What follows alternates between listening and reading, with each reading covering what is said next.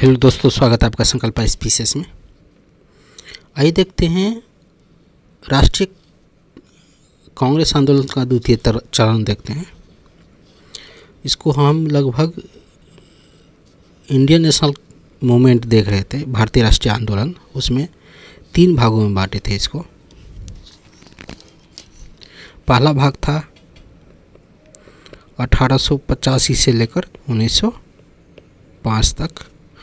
उसके बाद 1905 से लेकर 1919 तक, और उसके बाद 1919 से लेकर 1947 तक का पार्ट देखेंगे। यहाँ तक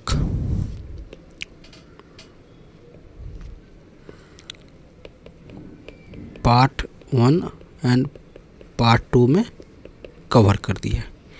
ये पूरा देख लीजिएगा। इसके आगे का भी बैकग्राउंड कहानी बता चुके हैं आप लोगों को, थोड़ा इस पर भी ध्यान दीजिएगा। उसके बाद थोड़ा सा ये ध्यान दीजिएगा कि यहाँ से लगभग जितना भी जो पार्ट 1 पार्ट 2 में बांटे हैं, यहाँ से लगभग 10 से 15 क्वेश्चन फिक्स है रहेगा आने वाला बिहार टीचर वाला वैकेंसी में। और क्या करेंगे, पहले थ्योरी कवर कर लेते हैं, उसके बाद इस पर कम से कम 500 to 600 कोई MCQ कवर करेंगे, तो आप लोगों को कॉन्सेप्ट पूरा क्लियर हो जाएगा।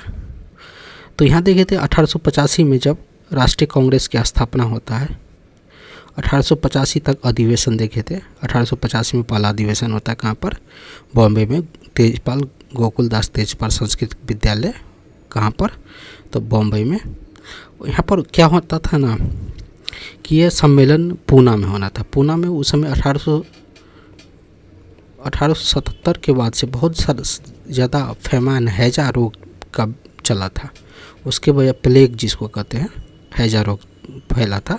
उसकी वजह से वहाँ पर ये मीटिंग नहीं हो पाया, अधिवेशन नहीं हो पाया, इसलिए 1885 में होता।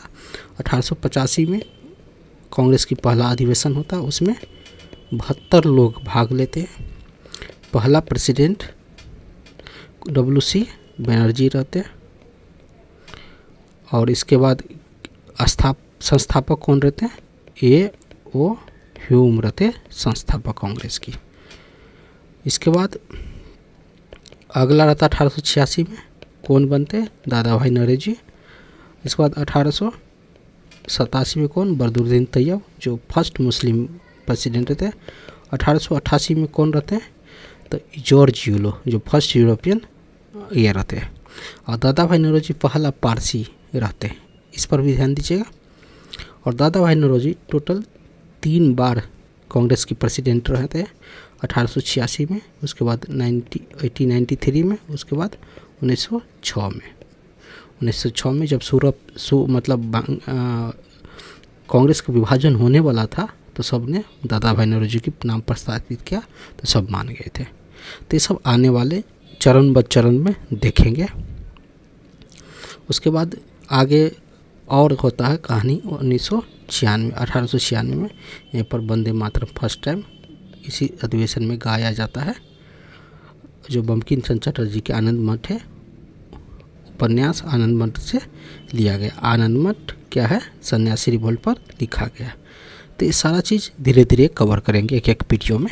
आप लोग चैनल के साथ बने रहिएगा, और क्या कीजिएगा, चैनल को सब्सक्राइब कीजिए, थोड़ा दोस्तों को बताइए कि यहाँ पर ऐसा ऐसा पढ़ाई हो रहा है, और इसे सारा कंटेंट फ्री में मिल रहा है। यहाँ पर हज़ारों की कोचिंग देने की कोई ज़रूरी नहीं है, आप लोग एक एक चीज़ फ्री में कवर करवाएंगे। आप लोग थोड़ा चैनल को सब्सक्राइब कीजिए, मोनेटाइज करवाइए, बहुत अच्छे से सब कुछ कवर करवाएंगे, क्योंकि एक्सपीरियंस हो गया BPSC का एग्ज़ाम को लेकर। तो चलिए शुरुआत करते हैं।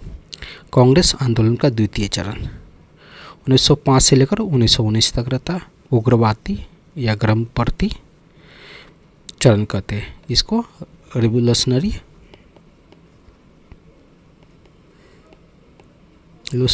या एक्सट्रीमिस्ट पीरियड कहा जाता है।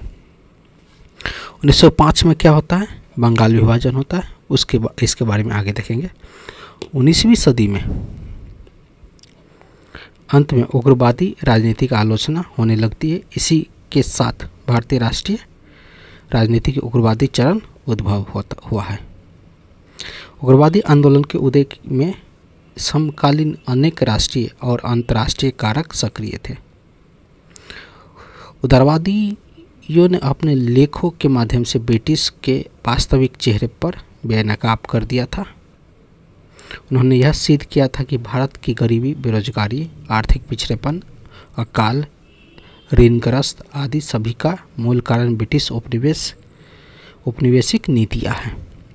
कांग्रेस की नीति तथा उसकी उपलब्धियों के प्रति जन असंतोष भी उग्रवादी के उदय में सहायता मिली थी।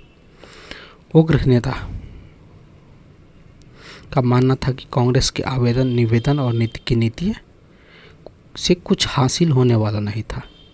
जो उग्रवादी टाइप के नेता थे, उग्रवादी मतलब रिवोल्यूशनरी नेता, जिसे पहले एक्सट्रीमिस्ट कहिए, एक्सट्रीमिस्ट, उसमें क्या है, लाल बाल पाल और अरविंद घोष, ये सब उग्र किस्म के नेता थे। इसमें लाला लाजपत राय थे, बाल गंगाधर तिलक थे और पाल बिपिन चंद्र पाल थे और अरविंद घोष। 4 गो उग्रवादी नेता कहा जाता है। ये सब सोचते थे कि कांग्रेस को प्रेयर पेटिशन से, प्रार्थना करने से, पिटीशन डालने से कुछ हासिल होने वाला है। जो भी हम लेटर लिख कर दिया जाता है, जैसे दादा भाई नौरोजी, बरदुद्दीन तैयब हो गए और भी सारा, जैसे गोपाल कृष्ण गोखले हो गए, WC बनर्जी हो गए, इस सब के द्वारा जो भी लेटर दिया जाता कि हमको ये सब समस्या, पिछड़ेपन की समस्या, गरीबी की समस्या, बेरोजगारी की समस्या, वो सभी लेटर क्या करते थे, ब्रिटिश काउंसिल वाला सब पढ़ते नहीं थे, डस्टबिन में फेंक देते थे। इसलिए ये सब नेता बोलते थे कांग्रेस भीख मांगने वाली संस्था है, इससे कुछ हासिल नहीं होने वाला है। जैसे अमेरिका, फ्रांस, जर्मनी, इटली के राष्ट्रीय आंदोलन की सफलता में यह स्पष्ट कर दिया कि संवैधानिक तरीकों से स्वराज प्राप्ति नहीं हो सकती है। फ्रांस और अमेरिका, जर्मनी, इटली में जैसे राष्ट्रीय आंदोलन हुआ था, वहाँ पर पता चल गया था कि संवैधानिक तरीका से यहाँ पर कोई स्वराज नहीं मिल सकता, वहाँ पर रिवोल्यूशनरी मूवमेंट करना ही पड़ेगा। जैसे फ्रांस में हुआ था, लुई 16 के राजा जब डुप्लेक्स वापस किया था, उसके बाद यहाँ पर फ्रांस में रिनेसा आया था। फ्रांस में रिनेसा आने के बाद, जिसको पुनर्जागरण कहते हैं, आने के बाद वहाँ के लोग शिक्षित हो गए। तो देख रहा था कि हमारा राजा बहुत ज़्यादा मतलब अन्यायपूर्वक नीति बनाते हैं, तो लोगों ने राजा के खिलाफ विद्रोह कर दिया और लुई 16 को गिलोटीन कर दिया, मतलब सर कलम कर दिया। वाइफ और उसको दोनों को सर से धड़ से अलग कर दिया था वहाँ पर फ्रांस की क्रांति में। इसी तरह जर्मनी में हुआ था, अमेरिका में भी हुआ था। अमेरिका में भी क्या हुआ था, 1774 मतलब 1760 के बाद से 1774 ईस्वी तक जितना भी ब्रिटिश आदमी अमेरिका में रहता था, with the help of France की मदद से ब्रिटिश कॉलोनी को वहाँ पर जो अमेरिका में रहने वाले ब्रिटिश लोग इसको टाटा बाय बाय बोल दिया, कि बोलता कि कौन यूके हम नहीं जानते, और फ्रांस ने इसकी मदद किया था। तो वह ब्रिटिश को छोड़कर, यूके को छोड़कर अपना अलग देश बना लिया और यहाँ पर जो ब्रिटिश आदमी यहाँ रहता था वो अपना खुद को आज़ाद घोषित कर लिया फ्रांस की मदद से, और इसको यूके यहाँ पर है तो उसको USA यहाँ पर है तो इसको बाइकआउट कर दिया, बोला कि कौन यूके हम नहीं जानते। इस तरह अमेरिका आज़ाद हुआ था। उसके बाद से 1774 ईस्वी में जब 73-74 में जब रेगुलेटिंग एक्ट आता है,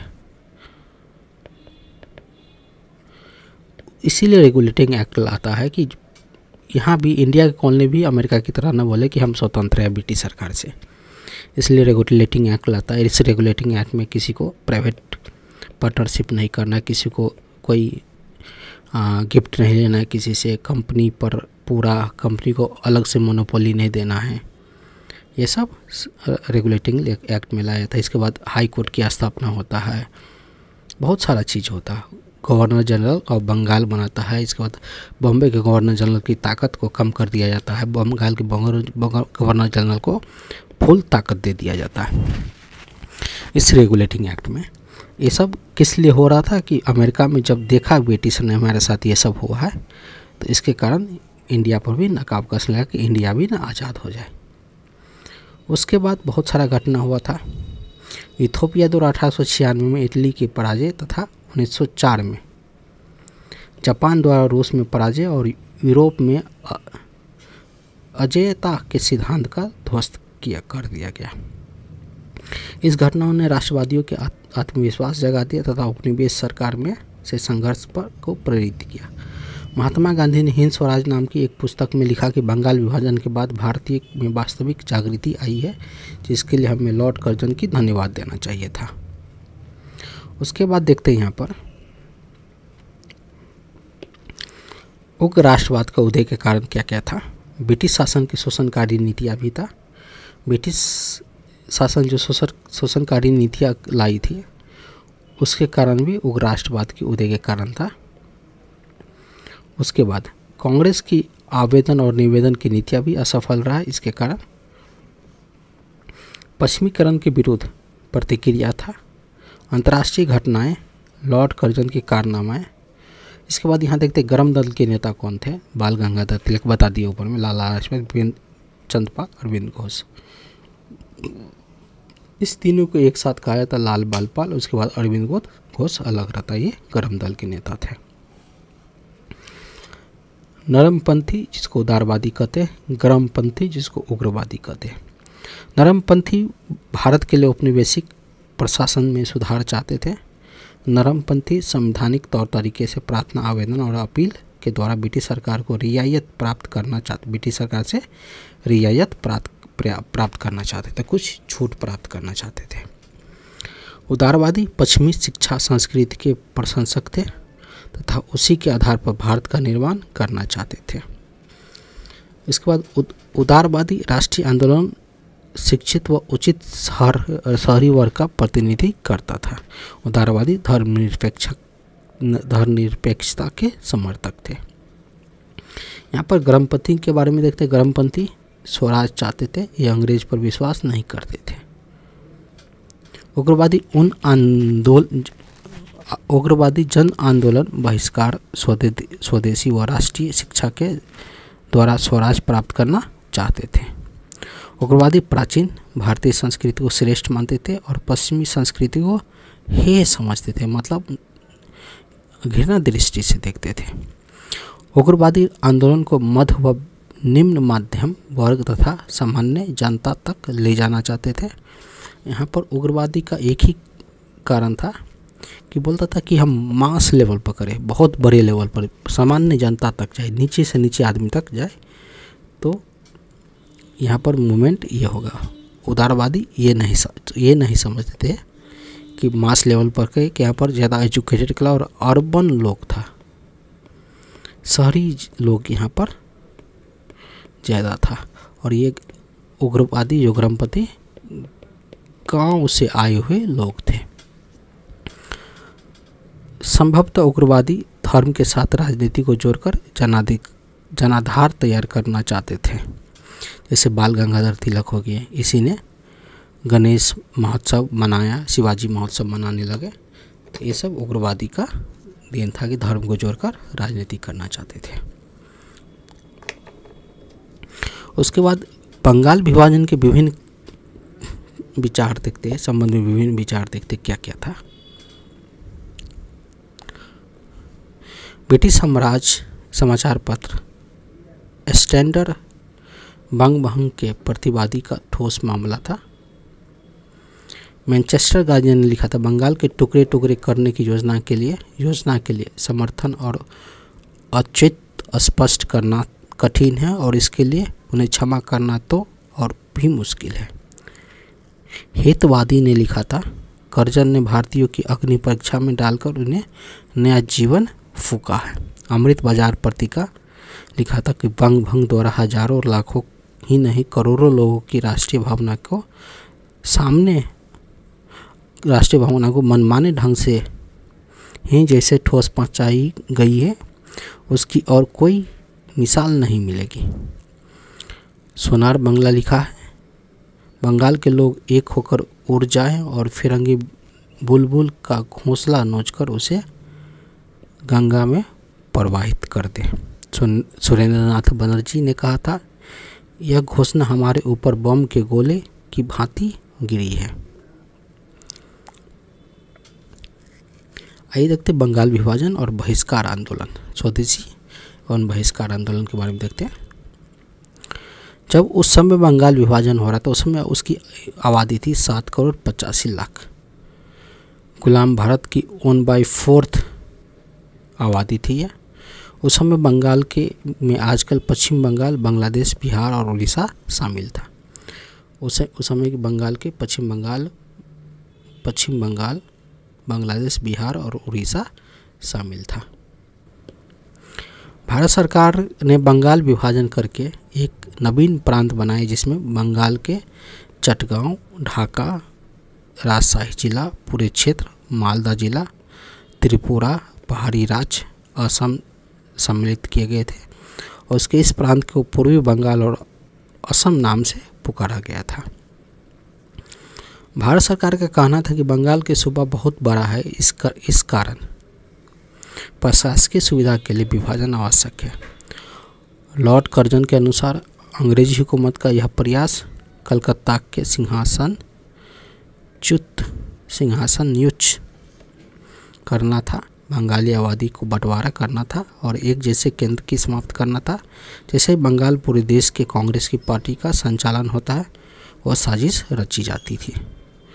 कर्जन के अनुसार यहाँ पर कर्जन देखा था कि सब कुछ राष्ट्रीय आंदोलन कुछ भी बंगाल से ही पनपता है, इसलिए बंगाल को बंटवारा कर दो और यहाँ पर कुछ ही चीज़ की केंद्र नहीं रहने दो। जैसे कांग्रेस पार्टी का केंद्र है वो नहीं रहने दो। भारत सरकार के तत्कालीन गृह सचिव रिसेल का कथन था कि अविभाजित बंगाल एक बड़ा ताकत है और बंगाल तथा विभाजन होने से यह कमज़ोर हो जाएगा। हमारा उद्देश्य था कि बंगाल बंटवारा करना, जिससे हमारे दुश्मन बढ़ जाए और कमज़ोर पड़ जाए। और दूसरा कारण भी थोड़ा सा हम समझा देते हैं। सुरेंद्रनाथ बनर्जी, कृष्ण कुमार मित्र, पृथ्वी चंद्र राय व अन्य नेताओं ने विभाजन प्रस्ताव के खिलाफ बंगाली हितवादी संजीवनी जैसे अखबारों में व पत्रिकाओं का माध्यम से आंदोलन छेड़ा था। 19 जुलाई 1905 को बंगाल के विभाजन को घोषणा कर दी गई। तो यहाँ पर क्वेश्चन पूछा कि बंगाल की घोषणा कब हुआ था, तो ये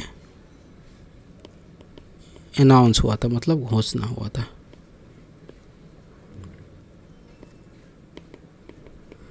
घोषणा हुआ था कब? 19 जुलाई, याद रखिए 1905 को। उसके बाद 7 अगस्त 1905 को कलकत्ता के टाउन हॉल में ऐतिहासिक बैठक में स्वदेशी आंदोलन की विभिन्न घोषणा की गई। और यहाँ पर स्वदेशी आंदोलन की घोषणा कब होता है? 7 अगस्त 1905 को। और इस बैठक में बहिष्कार का प्रस्ताव पारित हुआ। इससे पहले 13 जुलाई 1905 को सर्वप्रथम संजीवनी नामक की साप्ताहिक पत्रिका ने बहिष्कार के अपनाने का सुझाव दिया था। कब? तो 13 जुलाई 1905 को जो संजीवनी नामक की साप्ताहिक पत्रिका था, उसने ब्रिटिश सामान के बहिष्कार को सुझाव दिया था। 1 सितंबर को सरकार यह घोषणा की कि विभाजन 16 अक्टूबर को में लागू होगा। तो याद रखिएगा, विभाजन कब हो गया? 16 अक्टूबर 1905 को इफेक्टिव में आ गया। 23 सितंबर 1905 को कलकत्ता के निकट काली घाट मंदिर में 50,000 लोगों ने शपथ ली कि वे विदेशी वस्तुओं को प्रयोग नहीं करेंगे।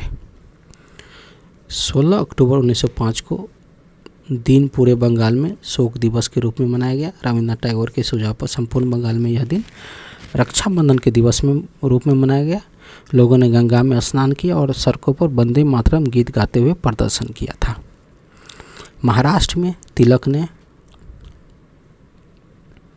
उनकी पुत्री केतकर ने इस आंदोलन में महत्वपूर्ण योगदान दिया था। तो महाराष्ट्र याद रखिएगा, महाराष्ट्र कौन, तिलक और उसकी पुत्री केतर। इस आंदोलन में एक विशेषता यह थी कि महिलाएं इसमें सक्रिय रूप से भाग लिया था, परंतु इस आंदोलन बंगाल के किसानों को प्रभावित नहीं कर सका था। यह आंदोलन शहरों के उच्च व मध्य वर्ग के तक ही सीमित रहा था। तो यहाँ पर यह भी क्वेश्चन पूछा हुआ कि इसमें कौन सा भाग नहीं लिया था। बंगाल के किसानों ने इस आंदोलन में भाग नहीं लिया था। स्वदेशी माल की सप्लाई के लिए अनेक स्थानों पर स्वदेशी स्टोर खोले गए थे। सर्वप्रथम आचार्य प्रफुल्ल चंद्र राय ने बंगाल के केमिकल स्वदेशी स्टोर खोला। बंगाल विभाजन के विरोधी आंदोलन ने राष्ट्रीय शिक्षा को बढ़ावा दिया। 8 नवंबर 1905 को रंगपुर नेशनल स्कूल की स्थापना होता है। बंगाल राष्ट्रीय शिक्षा को फैलाने में सबसे बड़ा कार्य डॉन सोसाइटी ने किया था। यह विद्यार्थी का संगठन था। इसके सचिव सचिंद्र चंद्र मुखर्जी थे। रविन्द्रनाथ टैगोर, द्विजेंद्र लाल राय, मुकुंद दास के लिखे गीत आंदोलनकारियों ने के लिए प्रेरणा स्रोत बने। टैगोर ने अपने उस समय बांग्लादेश के स्वाधीनता संघर्ष को तेज करने के लिए प्रेरणा स्रोत का एक जो गीत लिखा था, अमार सोनार बांग्ला, वह 1971 में बांग्लादेश के राष्ट्रीय गान बन गई थी। कला क्षेत्र में रविन्द्रनाथ टैगोर ने भारतीय कला क्षेत्र में पाश्चात्य आधिपत्य को तोड़ा और स्वदेशी पारंपरिक कलाओं का व अजंता की चित्रकला से प्रेरणा लेनी शुरू की। 1916 में स्थापित Indian society of oriental arts की पहली छात्रवृत्ति भारतीय कला के मरमज नंदलाल बोस को मिला। उसके बाद क्या होता है, बंगाल विभाजन के बाद 1906 ईस्वी में मुस्लिम लीग की गठन होता है। मुस्लिम लीग की गठन होता है। उसके बाद उसमें क्या कहता है, कर्जन के बाद मिंटो ये रहता है। कर्जन के बाद मिंटो गवर्नर जनरल बनते हैं। मॉर्ले मिंटो, तो मिंटो गवर्नर जनरल बनते हैं। उसमें क्या करते हैं, 1906 ईस्वी में मिंटो के पास मुस्लिम लीग प्रस्ताव लेकर जाता है कि हमको सेपरेट इलेक्टोरल का राइट दीजिए। उसके बाद 1909 ईस्वी में ये चीज़ मान लेता कि मुस्लिम के लिए अलग से वोट देने का अधिकार मिल गया। मुस्लिम को ही वोट दे सकता है और मुस्लिम को कोई हिंदू नहीं वोट सकता है, हिंदू। और बंगाल विभाजन का कारण यही था कि मुस्लिम हिंदू में पहली यूनिटी देखने को मिल रहा था, तो उसको बंटवारा कर दिया जाए। तो क्या हुआ था कि थोड़ा सा कॉन्सेप्ट यहाँ पर देख लेते हैं। मान लीजिए यहाँ पर बंगाल का क्षेत्र है, बंगाल है। यहाँ पर एरिया में 2 पार्ट में बांट देते हैं। यहाँ पर हिंदू है, हिंदू की पॉपुलेशन थोड़ा सा ज़्यादा है। यहाँ मुस्लिम है और यहाँ पर क्या है, मुस्लिम है, यहाँ हिंदू है। तो क्या होता था, दोनों मिलजुल कर रहता था, सारा मिलजुल कर, ये पूरा बंगाल है। इस साइड वाला बांग्लादेश असम का पार्ट है, अभी जो बांग्लादेश है, और असम त्रिपुरा साइड का पार्ट है। इस साइड वाला है बंगाल, बिहार और ओडिशा। थोड़ा सा सेपरेट इलेक्टोरल के बारे में देखते हैं। तो क्या हुआ था कि 1909 में जब सेपरेट इलेक्टोरल को प्रस्ताव को मान लिया गया, तो यहाँ पर मुस्लिम मेजोरिटी ज़्यादा है, तो यहाँ पर मुस्लिम कैंडिडेट खड़ा होगा, तो मुस्लिम क्या होगा, मुस्लिम को वोट देगा। तो यहाँ पर हिंदू उतना मेजोरिटी में नहीं, हिंदू यहाँ पर ये कम पड़ जाता था। उसके बाद क्या है, यहाँ पर देखिए, यहाँ पर हिंदू ज़्यादा है, हिंदू ज़्यादा है, तो यहाँ पर हिंदू मेजोरिटी हो गया, मुस्लिम माइनॉरिटी में आ गया। तो क्या किया, यहाँ का मुस्लिम उठकर इधर चल गया और इधर का हिंदू उठकर इधर आ गया। तो क्या हो गया, इसलिए आप लोग देख सकते हैं कि बांग्लादेश में काहे ज़्यादा मुस्लिम पॉपुलेशन हो गया, इसीलिए बांग्लादेश में मुस्लिम पॉपुलेशन वहाँ पर हो गया, क्योंकि सेपरेट इलेक्टोरल की वजह से वहाँ पर सब माइग्रेट कर गए यहाँ से वहाँ। तो ये मुस्लिम इधर चल गया, तो यहाँ पर मुस्लिम आबादी बन गया यहाँ पर, इसलिए मुस्लिम वोट ही, अब मुस्लिम ही खड़ा हो सकता था इलेक्शन में। यहाँ पर हिंदू और मुस्लिम दोनों मिलकर, जिसको जाना था गया, नहीं गया था नहीं गया। उसके बाद थोड़ा सा करजन की नीति थी। दूसरा, एक जगह मुस्लिम कर को करजन ने उसके मन में इंडियन नेशनल कांग्रेस के प्रति विरोधाभास पैदा कर दिया था कि इस समय मुस्लिम लीग का भी स्थापना हो गया था। मुस्लिम लीग चाहते थे कि मुस्लिम के लिए एक अलग से लीग बने और ब्रिटिश सरकार इसको हेल्प करे। ये सब भी और भी बहुत सारा कारण था, यहाँ पर ये सब डिस्कस करेंगे तो बहुत ज़्यादा वीडियो लंबा हो जाएगा, तो थोड़ा सा टू द पॉइंट ही चलते हैं। उसके बाद दिल्ली दरबार होता है। टोटल 3 दिल्ली दरबार हुआ था, 1877 में, 1893 में और 1911 में। ये ध्यान दीजिएगा, यहाँ पर थोड़ा सा डाउट है 1893 वाला, थोड़ा सा चेक कर लीजिएगा कि दिल्ली दरबार नाम के सर्च कर लीजिएगा यूट्यूब पर, कितना बार हुआ देख लीजिएगा। 1911 में जब ब्रिटिश साम्राज्य की जॉर्ज प्रथम दिल्ली आगमन होता है, दिसंबर 1911 में ब्रिटिश साम्राज्य के जॉर्ज पंचम के दिल्ली आगमन होता है। 12 दिसंबर को दिल्ली में एक दरबार आयोजित हुआ। यहाँ तत्कालीन वायसराय लॉर्ड हार्डिंग थे उस समय। सम्राट की ओर से घोषणा की भंग विभाजन को रद्द कर दिया जाए और भारत की राजधानी कलकत्ता से हटाकर दिल्ली शिफ्ट कर दिया जाए। और उसके बाद युद्ध 1912 से क्रियान्वित रहेंगे। कांग्रेस में विभाजन हो जाता है कब, 1907 में, क्योंकि 1906 में हो जाना था। जो बनारस सेशन होता है उसमें सब चाहते थे कि लाला लाजपत राय ये बने, क्या बोलते हैं, प्रेसिडेंट बने, तो एक्सट्रीमिस्ट वाला प्रेसिडेंट बने।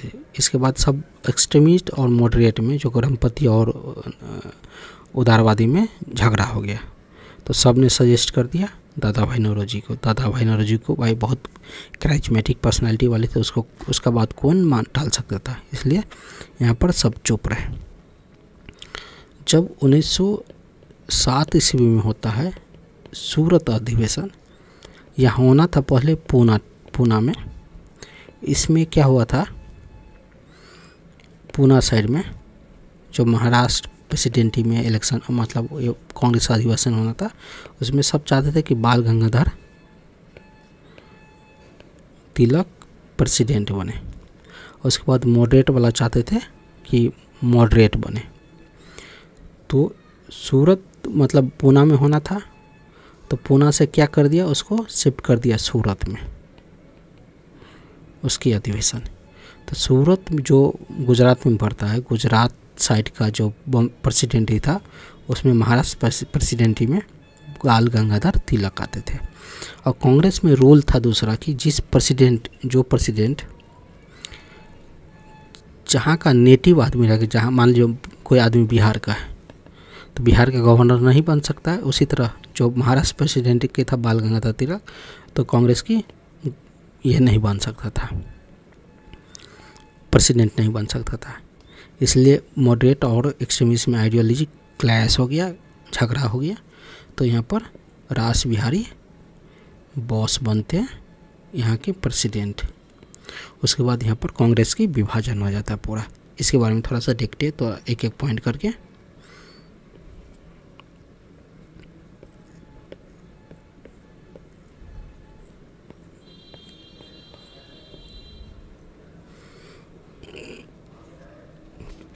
आई होप आप लोगों को समझ में आ रहा होगा हम क्या बताना चाहते हैं।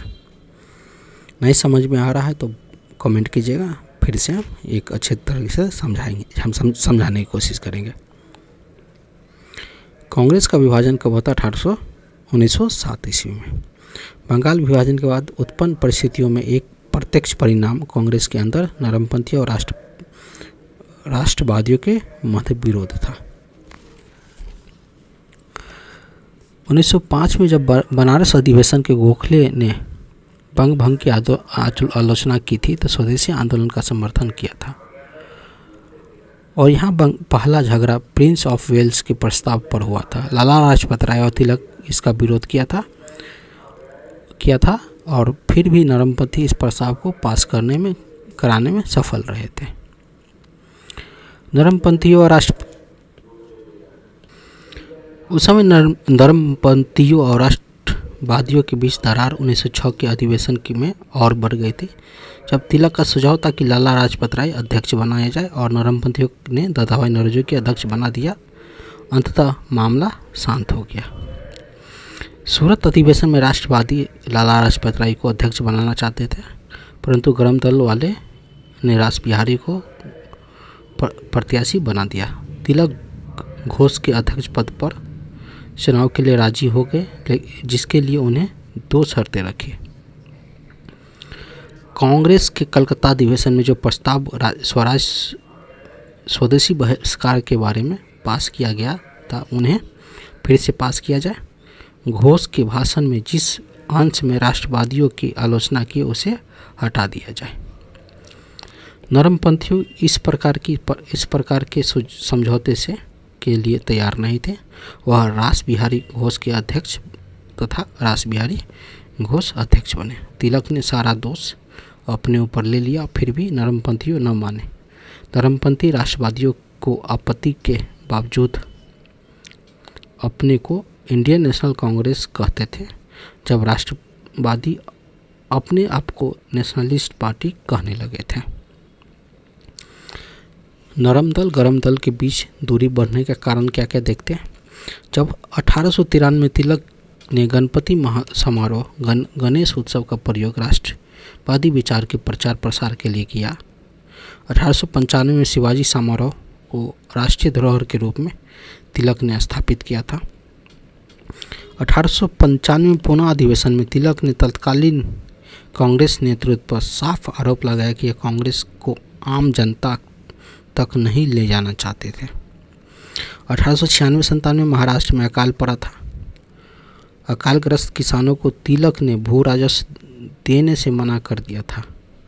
किसानों को तिलक ने भू राजस्व देने से मना कर दिया था और सरकार ने किसानों को भड़काने के आरोप में तिलक को 1.5 वर्ष की सज़ा सुनाई थी।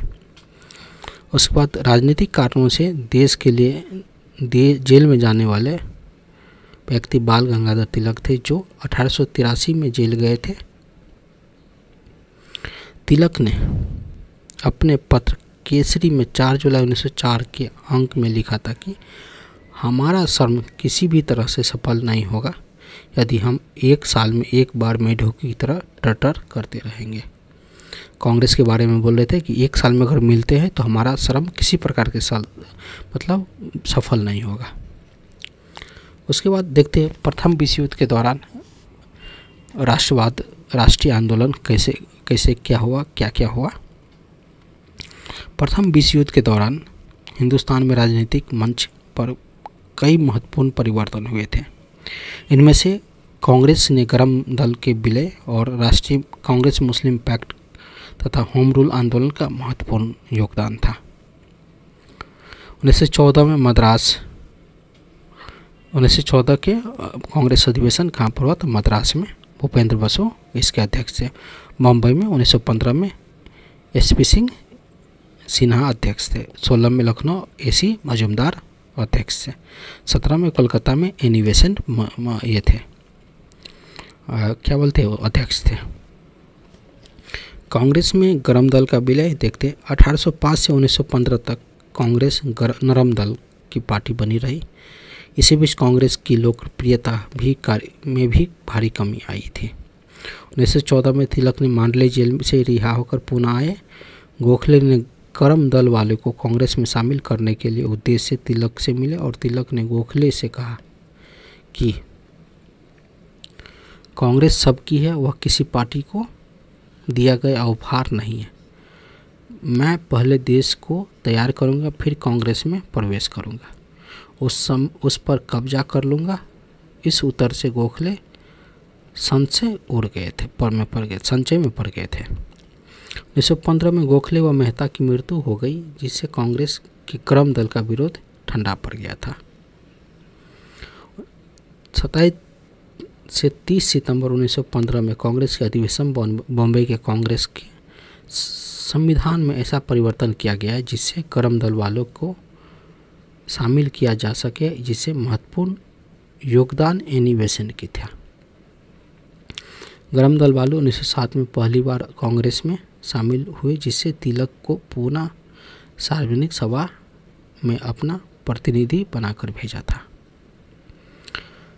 कांग्रेस मुस्लिम लीग पैक्ट के बारे में देखते हैं। यहाँ पर बताए थे कि जब 1916 ईस्वी में जब कांग्रेस का अधिवेशन होता है, कहाँ पर, लखनऊ में, यहाँ पर लखनऊ अधिवेशन करते हैं, उस समय हिंदू मुस्लिम को एक जगह किया था, मुस्लिम लीग को मिलाया था अपने में। युद्ध के समय सबसे महत्वपूर्ण घटना कांग्रेस मुस्लिम लीग पैक्ट थी, जिसे जिन्ना व तिलक सबसे महत्वपूर्ण योगदान था, जिसमें जिन्ना और तिलक की सबसे महत्वपूर्ण योगदान था। इस पैक्ट के कारण क्या थे? निम्न कारण थे। ब्रिटिश द्वारा तुर्की से युद्ध किए जाने के कारण भारतीय मुसलमान असंतुष्ट थे। मुस्लिम लीग का पुराना नेतृत्व समाप्त हो गया था। अब नेतृत्व मुसलमानों को अंग्रेजी शिक्षित मध्यम वर्ग के हाथ में था। मुस्लिम लीग तथा कांग्रेस के साथ साथ कार्य करने तथा स्वराज लाने की विचारधारा 1914 में आरंभ हो गई थी तथा इसी परिणाम स्वरूप दिसंबर 1915 में कांग्रेस मुस्लिम लीग की अधिवेशन एक साथ बॉम्बे में हुआ और यह मुस्लिम लीग का अध्यक्ष मजरूल हक थे। उस समय मुस्लिम लीग का अध्यक्ष मजरूल हक थे तथा कांग्रेस के अध्यक्ष SP सिन्हा थे। 1916 में जब कांग्रेस व मुस्लिम लीग का अधिवेशन लखनऊ के साथ में एक साथ हुआ, तो इसमें लीग के अध्यक्ष मोहम्मद अली जिन्ना थे व कांग्रेस के AC मजूमदार थे। दोनों ने मिलकर एक योजना बनाई जिसे लखनऊ समझौते, इसको लखनऊ पैक्ट भी कहा जाता है या कांग्रेस लीग पैक्ट कहते हैं। इसमें 9 सूत्रीय ज्ञापन तैयार किया गया और ब्रिटिश सरकार से स्वराज की मांग की गई। कांग्रेस ने मुस्लिम लीग की शर्तों का स्वीकार किया और अल्पसंख्यकों को उनकी जनसंख्या से अधिक अनुपात में उन्हें विधान परिषद में स्थान लेने और सांप्रदायिक प्रतिनिधि प्रणाली अपनाने, और यदि कोई प्रस्ताव किसी संप्रदाय विशेष पर प्रभाव डालता है तो वह उनका विरोध उस समय संप्रदाय के 3/4 सदस्य करेंगे तथा इस प्रस्ताव पर विचार नहीं होगा। समझौते में यह निहित था कि भारत विभिन्न समुदायों का देश है और उनके हित अलग अलग हो हैं। RC मजूमदार के अनुसार 1916 में कांग्रेस ने सचमुच 30 वर्ष के बाद पाकिस्तान की नींव डाली थी। RC मजूमदार के अनुसार जो 1916 में कांग्रेस ने सचमुच 30 वर्ष के बाद पाकिस्तान की नींव डाली थी। इसके बाद यहाँ देखेंगे home rule movement, one of the favourite topic है।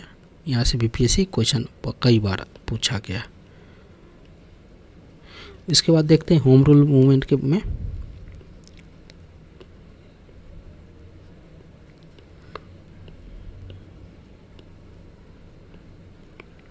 तिलक, 2 आदमी होम रूल मूवमेंट लीड कर रहे थे। एक तिलक थे, एक एनी बेसेंट थे।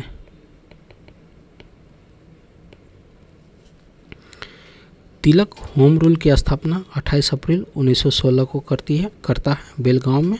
इसके अध्यक्ष जोसेफ बैप्टिस्टा थे और सचिव NC केलकर होते थे। इस कमेटी के सदस्य में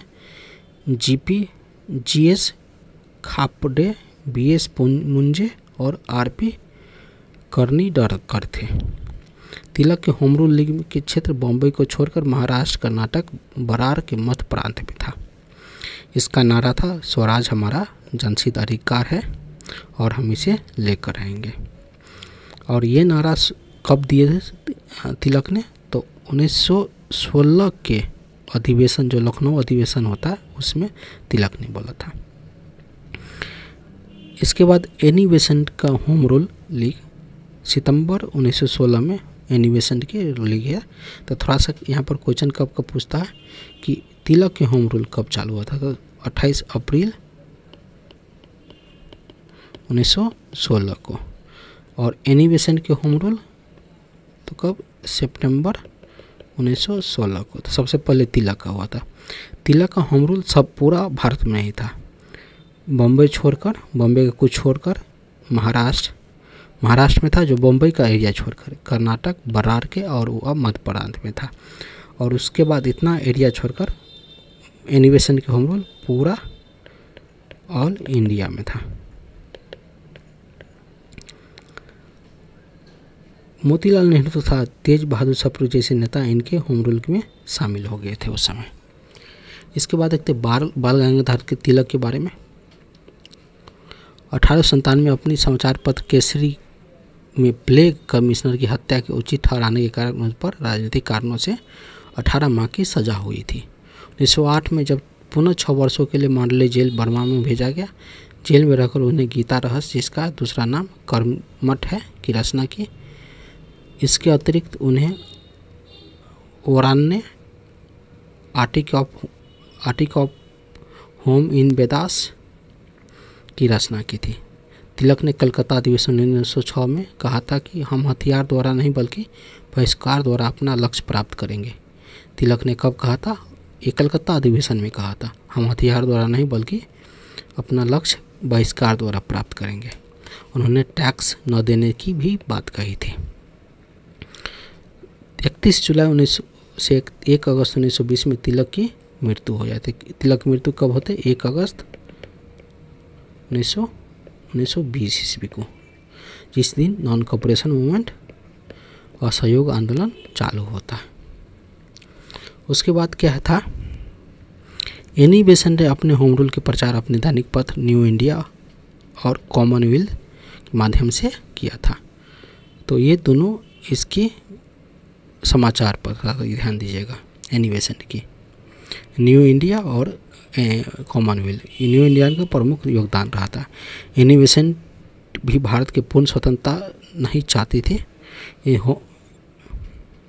home rule league Akhil Bharatiya थी। एनी बेसेंट स्वयं इसके अध्यक्ष थी और तथा रामास्वामी अय्यर इसके सचिव थे। इसके बाद मोंटेगू घोषणा आता है, मोंटेगू चैम्सफोर्ड रिफॉर्म आता है जो 1919 ईस्वी में आता है। इसके बारे में नेक्स्ट वीडियो में देखेंगे। यहाँ पर रोलेक्ट एक्ट आता है, बहुत सारा आता है। चैम्सफोर्ड नया क्या बोलते हो, वाइसराय बनते हैं। यहाँ से जलियांवाला बाग होता है, जलियांवाला कांड होता है, खेड़ा सत्याग्रह होता है, चंपारण सत्याग्रह होता है। तो ये सब धीरे धीरे नेक्स्ट वीडियो में देखेंगे। यहाँ पर होम रूल तक देख लिए थे, इसके बाद होम रूल के बाद नेक्स्ट वीडियो में होगा। तब तक चैनल के साथ बने रहे। धन्यवाद।